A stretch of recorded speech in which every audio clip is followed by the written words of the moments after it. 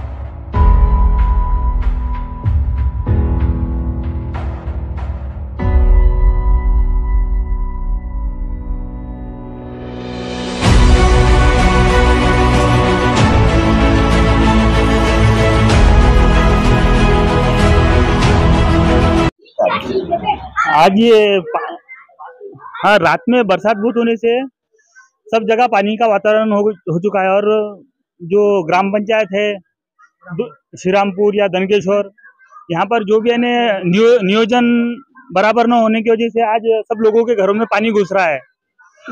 तो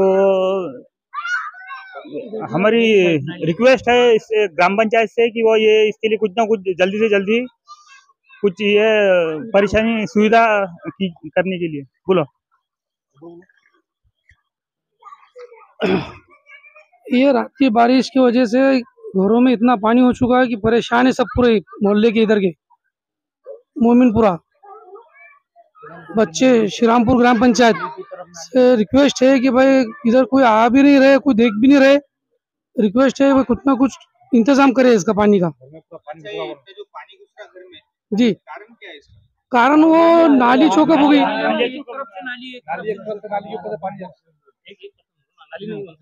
वो जो रोड की जो नाली है बड़ी, वहाँ वो चौकअप होने की वजह से पूरा इधर घरों में पानी आ गया। ये पावसाळ्यात नेहमी जेव्हा पाऊस पडतो तेव्हा ग्रामपंचायतकडून कोणतीही पूर्वी नियोजन केलं जात नाही। त्यामुळे काय होत आहे की लोकांच्या घरामध्ये पावसाचं पाणी गेल्यामुळे त्यांना समस्या निर्माण होत आहे। राहण्याकरिता त्यांना जागा उपलब्ध नाही आहे घरामध्ये। प्रत्येक आपण व्हिडिओमध्ये बघितलंच असेल की घरामध्ये किचन रूम पर्यंत पाणी आहे त्यांचे। आणि यामुळे काय होत आहे की लहान मुलांना शाळेला येण्या जाण्याकरिता सुद्धा एक अडचण निर्माण होत आहे। याकडे ग्रामपंचायत श्रीरामपूर यांनी लक्ष दिलं पाहिजे। आणि नेहमीचा हे प्रश्न आहे, असा नाही की एखाद्या वेळी जास्त पाऊस झाल्यामुळे असा होत आहे म्हणून। नेहमी पावसाळ्यात अशी सिच्युएशन निर्माण होत असल्याने याकडे लवकरात लवकर लक्ष देऊन याचा समस्याचा हे करावं, निराकरण करावं।